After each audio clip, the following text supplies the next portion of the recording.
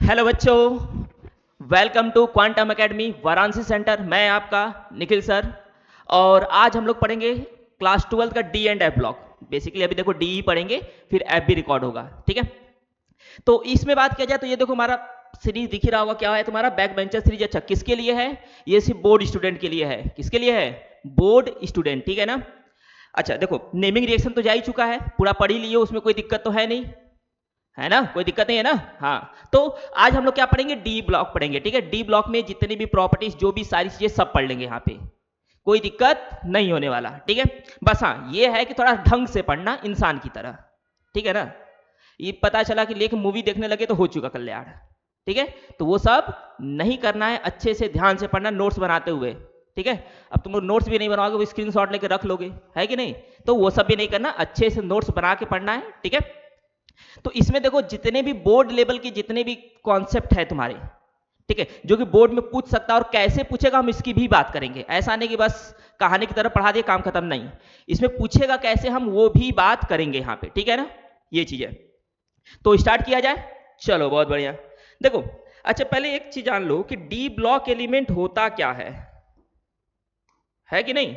D block element क्या होता है ये भी तो पता चलना चाहिए, ठीक है। जैसे देखो, आज हमारे क्लास में एक बैठे हुए एक महारथी, है कि नहीं। अब वो महारथी बता ही नहीं रहे कि डी ब्लॉक एलिमेंट होता क्या है, ठीक है। बट कोई नहीं, मैं बताता हूं। देखो, डी ब्लॉक एलिमेंट होता क्या है कि डी ब्लॉक एलिमेंट वो एलिमेंट होते हैं जब किसी भी एलिमेंट का कॉन्फ़िगरेशन कर रहे हैं और लास्ट इलेक्ट्रॉन डी सबसेल में जाएगा, तो उसे हम लोग क्या बोलते हैं? डी ब्लॉक एलिमेंट बोलते हैं। क्या बोलते हैं? डी ब्लॉक एलिमेंट बोलेंगे, ठीक है। लास्ट इलेक्ट्रॉन कहां एंटर करेगा? डी सबसेल में एंटर करेगा, ठीक है। कॉन्फ़िगरेशन तो पढ़े हो 11th में ही, ऐसा तो है नहीं कि यहाँ पे इलेक्ट्रॉनिक कॉन्फ़िगरेशन बताना हो, है ना। अगर बताना पड़े तो लालत है तुम लोग के ऊपर, ठीक है ना, सिंपल सी बात। चलो देखो, ये देखो हम लोग का पीरियोडिक टेबल है। देखने में अच्छा लग रहा है, लेकिन आज तक कभी याद नहीं हुआ होगा तुम लोग को, ठीक है ना। बट अच्छा लग रहा है देखने में। देखो, डी ब्लॉक एलिमेंट, सॉरी, पूरे ये पीरियोडिक टेबल है जिसमें कि ये जो दो ग्रुप है, इसे हम लोग क्या बोलते हैं? एस ब्लॉक बोलते हैं। क्या बोलते हैं? एस ब्लॉक, ठीक है। थर्ड ग्रुप से लेके 12th ग्रुप को हम लोग क्या बोलते हैं? डी ब्लॉक बोलते हैं। और 13 से लेकर 18 तक ये हमारा क्या होता है? पी ब्लॉक एलिमेंट होता है। और ये जो नीचे दो अलग से लेंथेनाइड और एक्टिनाइड दिख रहा है, ये कौन सा होगा हमारा बच्चा? एफ ब्लॉक एलिमेंट होगा, ठीक है। तो ये पीरियोडिक टेबल है और हमें पढ़ना क्या है? सिर्फ डी ब्लॉक के बारे में ही पढ़ना है। किसके बारे में? D block. अच्छा देखो, डी ब्लॉक एलिमेंट को ही क्या बोलते हैं? ट्रांजिशन मेटल बोलते हैं। क्या बोलते हैं? Transition metal. अब बात ये आता है कि सर ये ट्रांजिशन मेटल क्या होता है कि नहीं। अब डी ब्लॉक एलिमेंट तो समझ में आता है, ट्रांजिशन मेटल क्या होता है। देखो, ट्रांजिशन मेटल का मतलब वो होता है ना कि वो किसी भी डी ब्लॉक एलिमेंट का अगर डी सबसेल पूरी तरीके से फिल नहीं है, डी सबसेल अगर पूरी तरीके से फिल नहीं है, तो उसे हम लोग क्या बोलेंगे? अनफिल्ड डी सबसेल ऑर्बिटल के इलेक्ट्रॉन को हम लोग क्या, एटम को क्या बोलेंगे? ट्रांजिशन एटम या ट्रांजिशन एलिमेंट बोलेंगे, जिसका डी सबसेल पूरी तरीके से फिल्ड नहीं होगा, ठीक है। तो हम लोग बात करते हैं, आगे चलते हैं। तो देखो, डी ब्लॉक एलिमेंट में हमारे पास ये है। अच्छा, हम लोग इसमें याद रखना कि फर्स्ट ट्रांजिशन सीरीज को क्या बोलते हैं? 3D सीरीज बोलते हैं। क्या बोलते हैं? 3D series. इसको क्या बोलेंगे?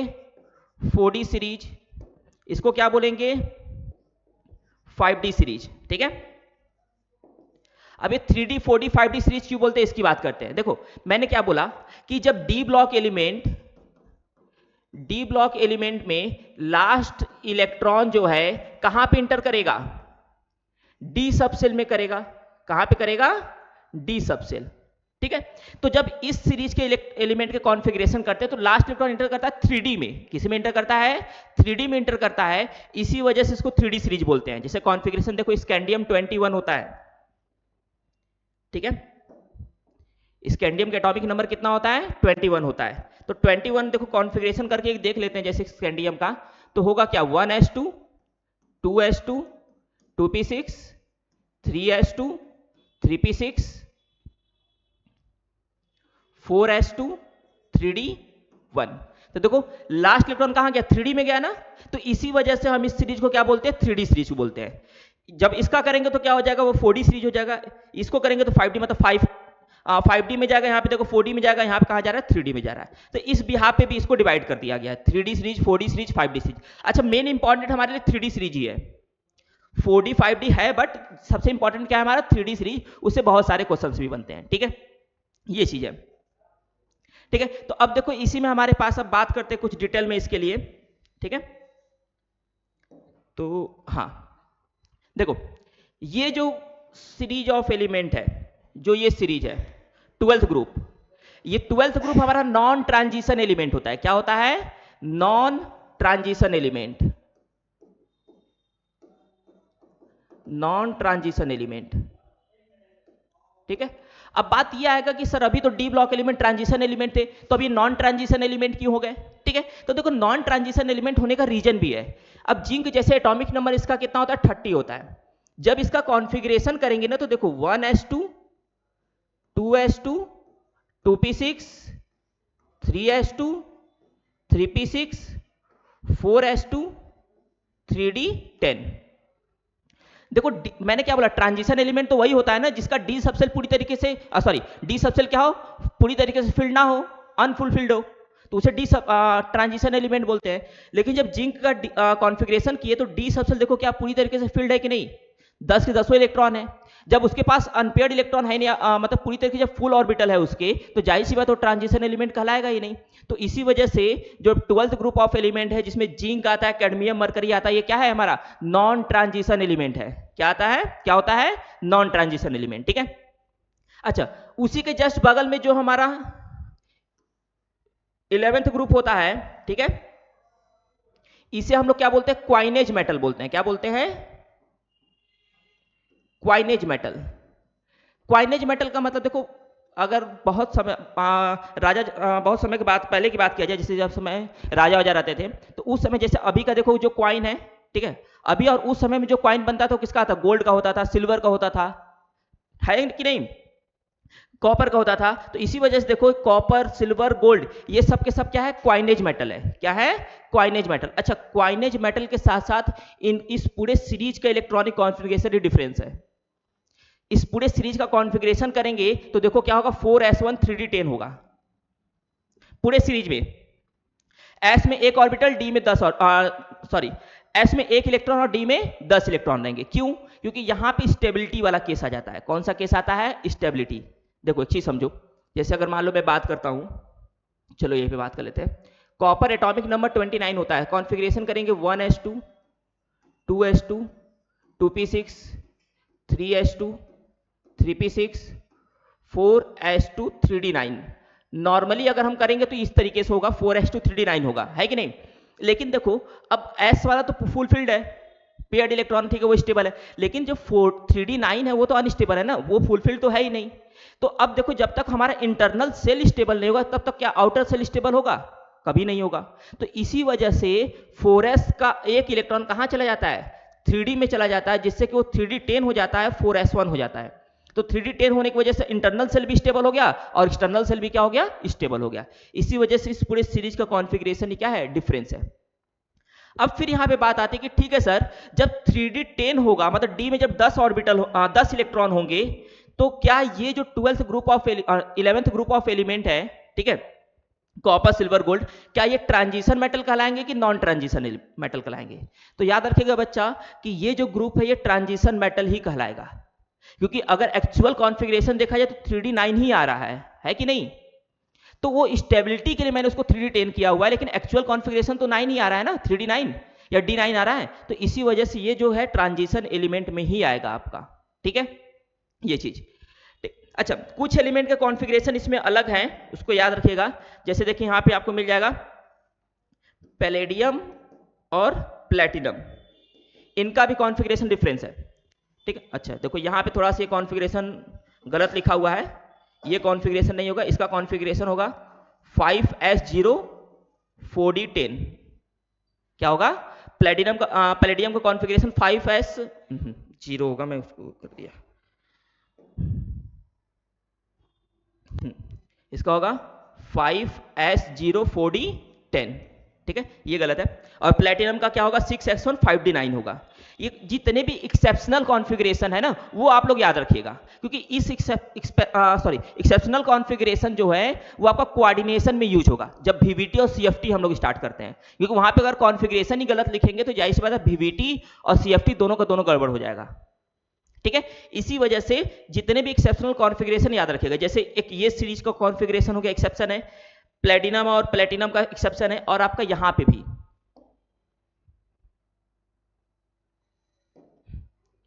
ये जो सीरीज है इनका भी इलेक्ट्रॉनिक कॉन्फ़िगरेशन क्या है, एक्सेप्शनल है। ठीक है, इनके में क्या होगा 4s1 3d5 होगा। ठीक है, हाफ फील्ड स्टेबिलिटी की वजह से 4s1 3d5 हो जाएगा आपका कॉन्फ़िगरेशन। ठीक है, तो इन सीरीज का भी क्या है, इलेक्ट्रॉनिक कॉन्फ़िगरेशन आपका एक्सेप्शनल है, इसको याद रखिएगा। ठीक है, तो एक्सेप्शन आपका इलेक्ट्रॉनिक कॉन्फ़िगरेशन के बेसिस पे हो गया। अच्छा, इसी में हम कुछ और बात करते हैं, मेल्टिंग एंड बॉइलिंग पॉइंट की बात करते हैं। किसकी बात करते हैं, मेल्टिंग एंड बॉइलिंग पॉइंट। तो याद रखिएगा इस ग्रुप का melting point and boiling point is maximum. ठीक है, क्रोमियम वाले ग्रुप का जो है मेल्टिंग और बॉइलिंग पॉइंट दोनों के दोनों क्या होंगे, मैक्सिमम होंगे, सबसे ज्यादा। पूरे डी ब्लॉक में सबसे ज्यादा इस ग्रुप का मेल्टिंग और बॉइलिंग पॉइंट होगा, जिसमें सबसे ज्यादा किसका होगा, टंजस्टन। हमें पता है कि टंजस्टन की मेल्टिंग और बॉइलिंग पॉइंट बहुत ज्यादा होता है कि नहीं। तो इस पूरे क्रोमियम, मोलिब्डेट और टंजस्टन, इन तीनों का मेल्टिंग और बॉइलिंग पॉइंट सबसे ज्यादा होगा। याद रखिएगा मेल्टिंग और बॉइलिंग पॉइंट जो होता है ना, melting point and boiling point, ये डायरेक्टली प्रोपोर्शनल होता है नंबर ऑफ अनपेयर्ड इलेक्ट्रॉन की।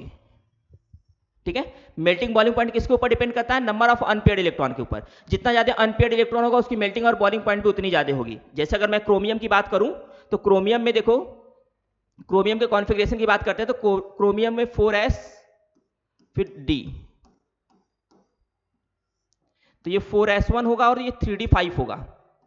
तो देखो एक इलेक्ट्रॉन इसमें फिर एक एक इसमें हो जाएगा, तो देखो 5 इसमें अनपेयर्ड, एक इसमें अनपेयर्ड, तो टोटल इसके पास अनपेयर्ड इलेक्ट्रॉन कितने होते हैं, 6 अनपेयर्ड इलेक्ट्रॉन होते हैं, 6 अनपेयर्ड इलेक्ट्रॉन होते हैं। ठीक है, तो इसी वजह से इसकी मेल्टिंग और बॉइलिंग पॉइंट क्या होता है, सबसे ज्यादा। अच्छा देखो, जब अनपेयर्ड इलेक्ट्रॉन के ऊपर डिपेंड कर रहा है मेल्टिंग और बॉइलिंग पॉइंट, तो जिसके पास जितना ज्यादा अनपेयर्ड इलेक्ट्रॉन होगा उसकी मेल्टिंग और बॉइलिंग पॉइंट उतनी ज्यादा होगी। तो ये बताओ, ये जो जिंक वाला सीरीज है जिसे हम लोग नॉन ट्रांजिशन एलिमेंट बोल रहे हैं, तो इसकी मेल्टिंग और बॉइलिंग पॉइंट तो सबसे कम होगा ना। क्यों, क्योंकि इसका कॉन्फ़िगरेशन हो क्या रहा है, 4s2 3d10, मतलब 4s में भी एक भी अनपेयर्ड इलेक्ट्रॉन नहीं है, और 3d10 मतलब उसमें भी एक भी अनपेयर्ड इलेक्ट्रॉन नहीं है। तो इस ग्रुप का melting point and boiling point is minimum. ठीक है, मिनिमम होगा due to no unpaired electron,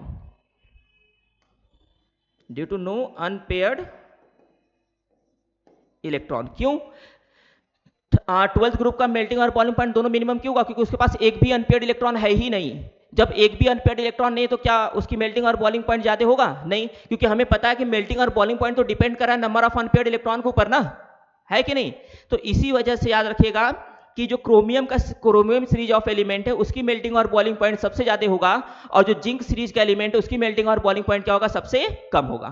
ठीक है, चलो बहुत बढ़िया। अब आगे बढ़ते हैं, थोड़ा सा इसी में कुछ और भी बात करते हैं। अब बात करते हैं ऑक्सीडेशन स्टेट का। किसकी बात करेंगे बच्चा, ऑक्सीडेशन स्टेट। तो याद रखिएगा, हम पहले 3D सीरीज में बात किया जाए तो 3D सीरीज में मैग्नीज जो है Mn, ठीक है, मैग्नीज क्या करेगा, it's show maximum oxidation state of +7।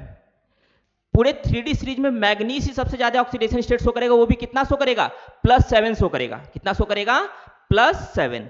ठीक है, लेकिन अगर मैं पूरे डी ब्लॉक एलिमेंट की बात करूं, किसकी बात करूं, पूरे डी ब्लॉक एलिमेंट, तो याद रखिएगा पूरे डी ब्लॉक एलिमेंट में रुवेडियम और ऑस्मियम, कौन, रुवेडियम और ऑस्मियम सबसे ज्यादा ऑक्सीडेशन स्टेट शो करेंगे, वो भी कितना, +8, +8 ऑक्सीडेशन स्टेट। ठीक है, पूरे डी ब्लॉक में रुवेडियम ऑस्मियम सबसे ज्यादा ऑक्सीडेशन स्टेट शो करेंगे +8, और 3D सीरीज में कौन शो करेगा, मैग्नीज शो करेगा। क्लियर है? तो ये चीज, अब देखो ये कुछ बेसिक चीजें थी जो कि अभी इसको पढ़ेंगे डिटेल में, लेकिन यहां पे मैंने कुछ चीजें बता दिया कि हाँ क्या कैसे है। तो मैंने क्या क्या बता दिया कि जो तुम्हारा 12th ग्रुप ऑफ एलिमेंट है जिंक सीरीज, वो हमारा क्या नॉन ट्रांजिशन एलिमेंट, क्योंकि उसके पास एक उसका जो डी सबसेल होता है वो पूरी तरीके से फिल होता है, और इसकी मेल्टिंग और बॉइलिंग पॉइंट सबसे कम होता है, क्योंकि मेल्टिंग और बॉइलिंग पॉइंट डिपेंड करता है नंबर ऑफ अनपेयर्ड इलेक्ट्रॉन के ऊपर, और अनपेयर्ड इलेक्ट्रॉन क्या है, एक भी है ही नहीं इसके पास, ठीक है, इसी वजह से। फिर 11th ग्रुप ऑफ एलिमेंट जिसमें कॉपर सीरीज है, उसको हम लोग क्वाइनेज मेटल बोलते हैं, ठीक है। क्यों? क्योंकि इन सबसे क्या बनता है, क्वाइन बनता है। एंशिएंट टाइम में बात किया जाए तो कॉपर गोल्ड सिल्वर इन्हीं सबका तो क्वाइन बनता था ना, है कि नहीं, ठीक है। तो ये चीज है।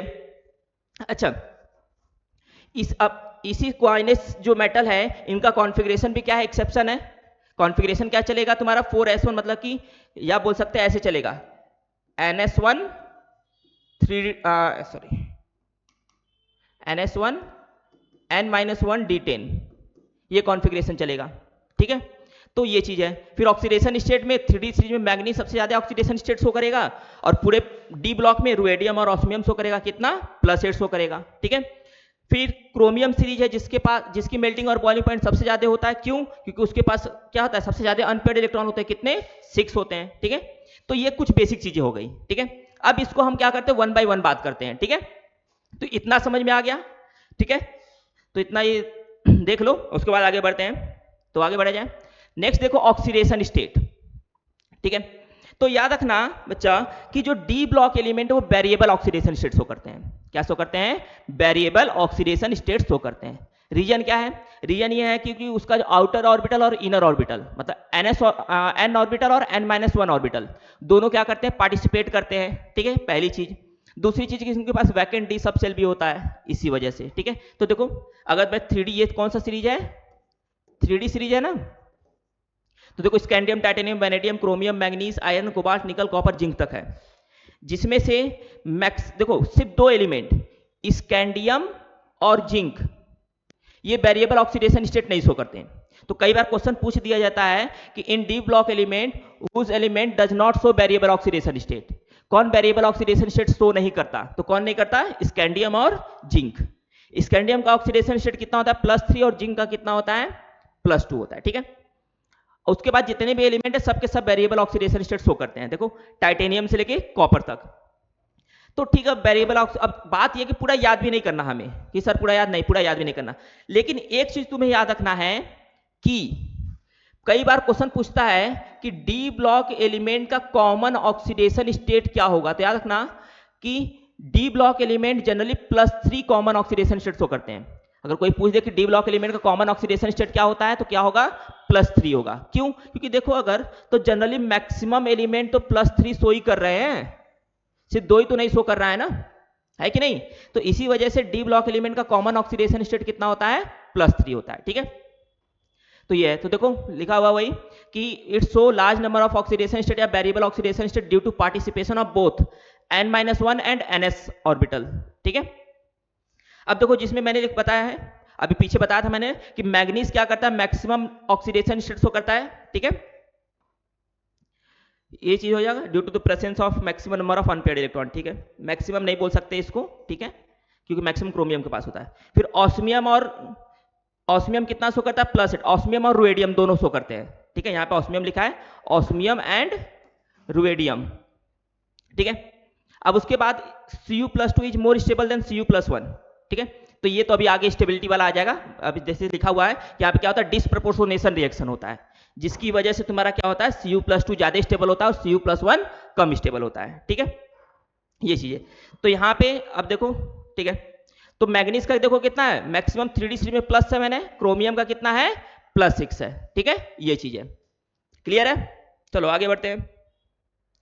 अब देखो, अब ऑक्सीडेशन स्टेट तो ठीक है, समझ में आ गया कि वेरिएबल ऑक्सीडेशन स्टेट शो करवे करता है, बट हमें स्टेबिलिटी कैसे पता चलेगा। अब जैसे तुमसे बोल दिया कि ठीक है, क्या बोल दिया, बोलने को तो कुछ भी बोल सकता है। जैसे बोल दिया कि ठीक है बताओ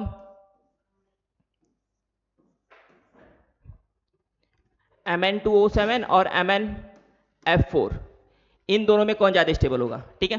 तो याद रखना Mn2O7 क्या होगा, ज्यादा स्टेबल होगा, और Mn4 क्या होगा, कम स्टेबल होगा, ठीक है। ये बहुत अलग अलग चीज़ों पे है, और भी सारे कंडीशन है, बट हम नॉर्मली कंडीशन की बात करें तो मैग्नीज ऑक्सीजन के साथ इसलिए ज़्यादा स्टेबल होता है क्योंकि मैग्नीज ऑक्सीजन के साथ डबल बॉन्ड का फॉर्मेशन कर पाता है। कितने बॉन्ड का?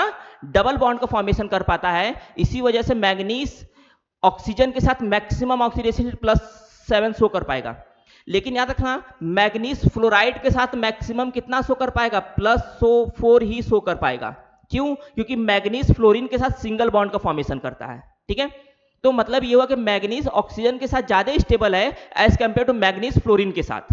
तो देखो ये लिखा हुआ है ना, the ability of oxygen to stabilise this high oxidation state that of fluorine because oxygen can form double bond while fluorine form single bond. क्योंकि ऑक्सीजन डबल बॉन्ड का फॉर्मेशन करता है, फ्लोरीन क्या करता है? सिंगल बॉन्ड का formation. ठीक है, इसी वजह से मैग्नीज ऑक्सीजन के साथ ही +7 शो कर पाएगा, फ्लोरीन के साथ नहीं कर पाएगा। ठीक है, ये चीज। चलो आगे बढ़ते हैं। अब देखो एटॉमिक रेडियाई। एटॉमिक रेडियाई की बात किया जाए तो डी ब्लॉक एलिमेंट का ट्रेंड कुछ ऐसा है कि स्टार्टिंग में जो एटॉमिक रेडियाई वो घटेगा, ठीक है, बीच में जाके थोड़ा सा कांस्टेंट होता है, फिर लास्ट में जाके क्या होता है? बढ़ जाता है। यहां पे एक टर्म आता है जिसे हम लोग बोलते हैं स्क्रीनिंग इफेक्ट या शिल्डिंग इफेक्ट। ठीक है, या बोल सकते हैं इफेक्टिव न्यूक्लियर चार्ज।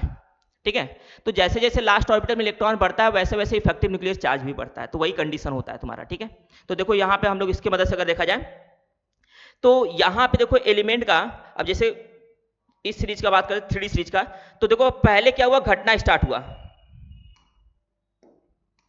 देखो पहले क्या हो रहा है? घट रहा है ना।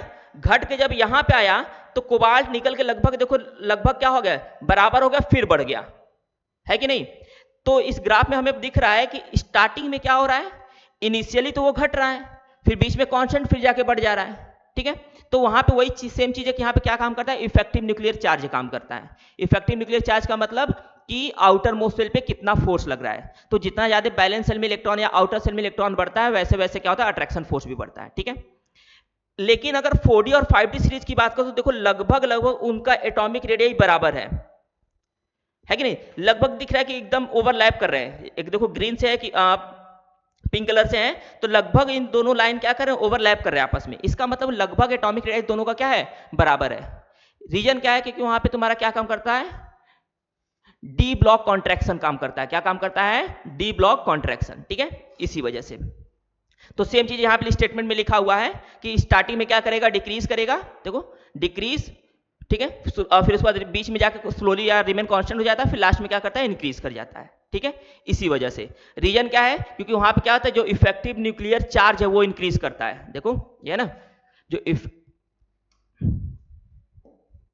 जो इफेक्टिव न्यूक्लियर चार्ज है वो क्या कर जा रहा है? इंक्रीज कर जा रहा है, इसी वजह से। ठीक है, ये चीज है। तो ये तुम्हारा एटॉमिक। अच्छा, जैसे एटॉमिक रेडियाई सेम उसी तरह आयोनिक रेडियाई का भी ट्रेंड है।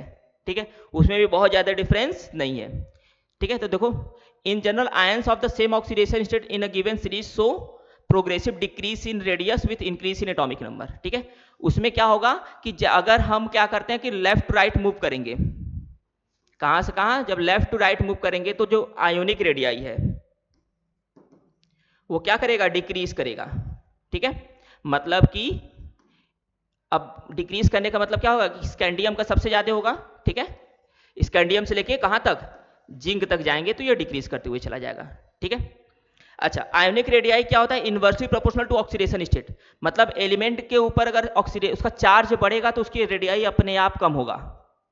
एक चीज ध्यान समझना कि अगर चार्ज बढ़ेगा तो उसका रेडियाई क्या होगा? अपने आप कम होता चला जाएगा।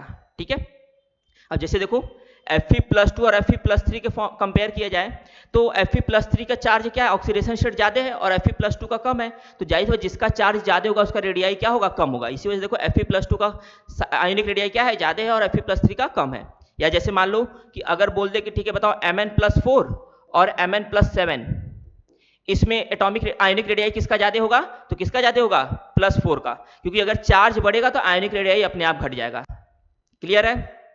चलो बहुत सही, आगे बढ़ते हैं। Melting and boiling point. देखो मेल्टिंग बॉइलिंग पॉइंट स्टार्टिंग में बताया ना कि मेल्टिंग बॉइलिंग पॉइंट किसके ऊपर डिपेंड करता है? Number of unpaired electron. जितना ज्यादा अनपेयर्ड इलेक्ट्रॉन उसकी मेल्टिंग और बॉइलिंग पॉइंट क्या होगा? उतना ही ज्यादा होगा। इसी वजह से देखो लिखा हुआ है टंजस्टन, इसकी मेल्टिंग बॉइलिंग पॉइंट क्या होती है? सबसे ज्यादा होता है। और मरकरी वो तो हमें पता है कि लिक्विड फॉर्म में पाया ही जाता है, तो उसकी तो बातें नहीं है, वो तो खत्म ही हो गया। ठीक है, तो इसी वजह से अच्छा नंबर ऑफ अनपेयर्ड इलेक्ट्रॉन, जितना ज़्यादा अनपेयर्ड इलेक्ट्रॉन होता है ना उसकी बॉन्ड स्ट्रेंथ भी उतनी ज़्यादा हो जाती है, इसी वजह से। ठीक है, इसी वजह से वो शो करता है इतना ज़्यादा। देखो एक कर्व बना हुआ है ना, मेल्टिंग और मेल्टिंग पॉइंट का कर्व है तुम्हारा, देखो जिससे जैसे पहले स्टार्टिंग में क्या हो रहा था, पहले स्टार्टिंग से बढ़ना स्टार्ट हुआ। ठीक है, एक समय के बाद पीक वैल्यू पे जाकर घटना स्टार्ट हुआ, क्यों? क्योंकि उसके बाद स्टार्टिंग में तो पहले अनपेयर्ड इलेक्ट्रॉन बढ़ रहा था, फिर बीच में गए तो क्या हुआ, अब वो पेयर्ड होना स्टार्ट हुआ, तो अनपेयर्ड इलेक्ट्रॉन घटना स्टार्ट हुआ, इसी वजह से क्या हुआ कि मेल्टिंग पॉइंट जो पॉइंट था वो भी घटना स्टार्ट हो गया। ठीक है, ये चीज है। अच्छा अब इसमें अगर एक चीज देखा जाए तो इसमें देखो कहीं मरकरी तुम्हें नहीं दिखेगा, इस कर्व में कहीं भी मरकरी नहीं दिखेगा, देखो कहीं है भी नहीं, क्यों? क्योंकि मरकरी तो पहले से मेटल लिक्विड फॉर्म में है, तो उसकी मेल्टिंग पॉइंट की बात ही नहीं करेंगे। ठीक है, ये चीज है। Next metallic character. मेटल, अच्छा मेटल होता क्या है बताओ जरा सा, मेटल क्या होता है, बोलो तुम। हाँ मेटल क्या होता है,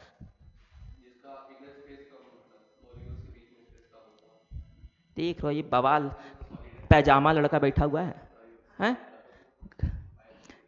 तुम ही लोग बताओ भैया, मेटल क्या होता है? मेटल का मतलब होता है जो एलिमेंट आसानी से इलेक्ट्रॉन को लॉस कर दे, उसको क्या बोलते हैं, मेटल बोलते हैं। अब आसानी, अगर वो आसानी से इलेक्ट्रॉन लॉस करेगा तो आसानी से उसके ऊपर चार्ज आएगा, या उसके पास उतने ज्यादा अनपेयर्ड इलेक्ट्रॉन होंगे, है कि नहीं? तो जिसके पास जितना ज्यादा अनपेयर्ड इलेक्ट्रॉन होंगे उसकी मेटेलिक स्ट्रेंथ क्या होगी, उतनी ज्यादा। अब मेटेलिक स्ट्रेंथ ज्यादा होने का मतलब मेटेलिक बॉन्ड ज्यादा होगा वहां पे। ठीक है, तो देखो लिखा हुआ है ना, strength of metallic bond depend on या directly proportional on number of unpaired electron. जितना ज्यादा अनपेयर्ड इलेक्ट्रॉन होगा उसकी मेटेलिक बॉन्ड की स्ट्रेंथ मजबूती क्या होगी, उतनी ही ज्यादा होगी, है ना?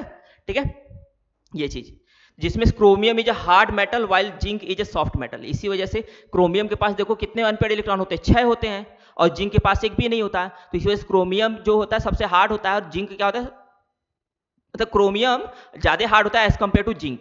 इसलिए देखो जिंक तुम्हारा शो करता है ब्रिटलनेस प्रॉपर्टी, इसको जब हैमरिंग करते हो तो बिखर जाता है टूट के। ठीक है ना, इसीलिए। तो ये चीज हो गया मेटेलिक कैरेक्टर। चलो आगे बढ़ते हैं। नेक्स्ट है इंथैल्पी ऑफ एटोमाइजेशन। अब देखो इंथैल्पी ऑफ एटोमाइजेशन का मतलब इसके स्टेट को चेंज कर देंगे। ठीक है, सॉलिड से लिक्विड में जाएगा। अब ये बताओ, सॉलिड से लिक्विड, ठीक है, मतलब मेल्टिंग पॉइंट हुआ ना एक तरीके से। तो ये बताओ मेटल है, मेटल को मेल्ट करने के लिए तो जाहिर सी बात है ज्यादा ही हमें टेम्परेचर देना पड़ेगा ना, है कि नहीं? किसी भी मेटल को मेल्ट करने के लिए ज्यादा टेम्परेचर देना पड़ेगा। इसी वजह से डी ब्लॉक एलिमेंट की जो इंथैल्पी ऑफ एटोमाइजेशन होता है वो बहुत ज्यादा होता है, जिसमें सबसे ज्यादा किसका होगा, टंजस्टन का होगा। किसका होगा, टंजस्टन का। ठीक है, ये चीज तो ये लिखा हुआ है, they have strong metallic bond due to which they have high enthalpy of atomisation. उसके स्ट्रॉन्ग मेटेलिक बॉन्ड होता है, इसी वजह से उसका इंथैल्पी ऑफ एटोमाइजेशन भी क्या होता है, ज्यादा होता है। एटोमाइजेशन का मतलब सॉलिड से किस में ले जाएंगे, लिक्विड में ले जाएंगे। किस में ले जाएंगे, लिक्विड में। ठीक है, चलो आगे आ जाए। देखो छोटा छोटा प्रॉपर्टी है, बहुत दिक्कत है नहीं, इसमें तुम्हारा एक एक नंबर का क्वेश्चन भी बनेगा। ठीक है ना, अब यही सीधे पूछ देगा कि ठीक है बताओ कि ठीक है किस मेटल का सबसे ज्यादा मेल्टिंग पॉइंट होगा, या कौन सा मेटल कौन से एलिमेंट है जो कि वेरिएबल ऑक्सीडेशन स्टेट नहीं शो करते हैं। तो ऐसे ही क्वेश्चन बनेंगे भी, उसमें बहुत ज्यादा परेशान होने की जरूरत नहीं है। ठीक है ना। आयोनाइजेशन एनर्जी, देखो आयोनाइजेशन एनर्जी बोले, आयोनाइजेशन एंथैल्पी बोले, चाहे आयोनाइजेशन पोटेंशियल बोले, तीनों सेम है। आयोनाइजेशन एंथैल्पी या एनर्जी का मतलब क्या होता है, देखो समझो, 11th में पढ़े होगे पीरियोडिक क्लासिफिकेशन में। आयोनाइजेशन एंथैल्पी का मतलब होता है कि amount of energy required to remove an electron from their outermost shell to make it cation. मतलब किसी भी एलिमेंट या मेटल के आउटर मोस्ट सेल में से किसी इलेक्ट्रॉन को निकालने के लिए जितनी एनर्जी देनी पड़ती है उसी को क्या बोलते हैं, आयोनाइजेशन एंथैल्पी बोलते हैं। ठीक है, ये चीज है। तो अब जाहिर सी बात एटम की साइज जितना कम होगा उसकी आयोनाइजेशन एंथैल्पी उतनी ज्यादा होगी, तो सिंपल सी बात है। या जितना ज्यादा स्टेबल होगा उसकी आयोनाइजेशन एंथैल्पी उतनी ज्यादा होगी। ठीक है, तो इसी वजह से याद रखना कि जो आयोनाइजेशन एनर्जी होता है, ठीक है, ionisation energy of full filled और half filled orbital is more as compare to other filled orbital. अगर कोई एलिमेंट है जिसका ऑर्बिटल पूरी तरीके से फील्ड हो, या मतलब पूरा पेयर्ड हो, या तो हाफ फील्ड मतलब कि हाफ फील्ड हो, या मतलब अगर फुल फील्ड और हाफ फील्ड है तो उनकी आयनेशन एंथैल्पी क्या होगा, ज्यादा होगा, और अदर फील्ड है तो उनकी आयनेशन एंथैल्पी क्या होगा, कम। एग्जांपल के तौर पे समझते हैं, अगर मान लो पी ऑर्बिटल लेके चलते हैं,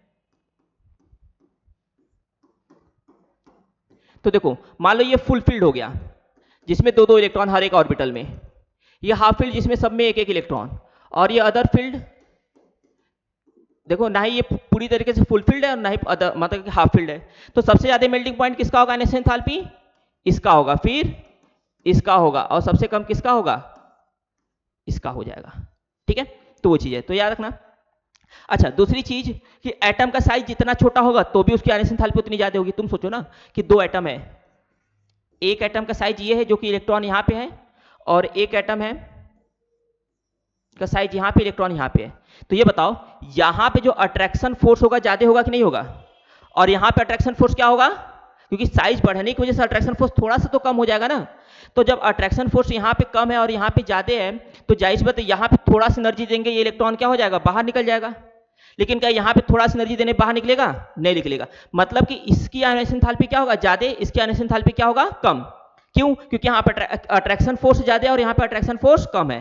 तो इसी वजह से जो आयोनाइजेशन इंथैल्पी होता है वो डायरेक्टली प्रोपोर्शनल किसके होता है, ईएनसी के। ईएनसी का मतलब वही attraction force, effective nuclear charge जिसे बोलते हैं हम लोग। ठीक है, इफेक्टिव न्यूक्लियर चार्ज का मतलब net attraction force of nucleus to the outermost shell of electron. Nucleus का जितना attraction force outermost shell of electron के ऊपर लगता है उसी को क्या बोलते हैं, ईएनसी बोलते हैं, इफेक्टिव न्यूक्लियर चार्ज। ठीक है, तो देखो फिर लिखा क्या है, first second third ionisation enthalpy are increases from left to right. ठीक है, फर्स्ट आयोनाइजेशन एंथैल्पी का मतलब एक इलेक्ट्रॉन निकालने के लिए, सेकंड का मतलब दो इलेक्ट्रॉन, और थर्ड का मतलब तीन इलेक्ट्रॉन। तो हमें फर्स्ट और सेकंड तक ही रहना है, थर्ड पे नहीं पहुंचना। तो first second third ionisation enthalpy क्या करेगा, इंक्रीज करेगा लेफ्ट टू राइट जाएंगे तो। ठीक है, क्योंकि जैसे जैसे इलेक्ट्रॉन निकलेगा वैसे वैसे साइज छोटा होगा, तो इफेक्टिव न्यूक्लियर चार्ज भी तो बढ़ेगा ना। तो इसी वजह से फर्स्ट जैसे जैसे मूव करेंगे फर्स्ट सेकंड थर्ड के आयनेशन एंथैल्पी के लिए, तो वैसे वैसे क्या होगा, लेफ्ट टू राइट पे क्या होगा, आयनेशन एंथैल्पी बढ़ता चला जाएगा। ठीक है, लेकिन ये तुम्हारा इरेगुलर होता है फर्स्ट ट्रांजिशन, मतलब कि फर्स्ट आयनेशन एंथैल्पी के लिए। क्योंकि जाहिर सी बात है, तुम सोचो ना, क्रोमियम क्या है, हाफ फील्ड है, और मैग्नीज क्या है, अदर फील्ड है। तो क्रोमियम की आयनेशन एंथैल्पी तो ज्यादा होगा और मैग्नीज का क्या होगा, कम। ध्यान समझो, बहुत इंपॉर्टेंट है ये। देखो जैसे मान लो क्रोमियम के कॉन्फ़िगरेशन की बात करें, तो क्रोमियम, ठीक है, इसके कॉन्फ़िगरेशन में क्या होता है,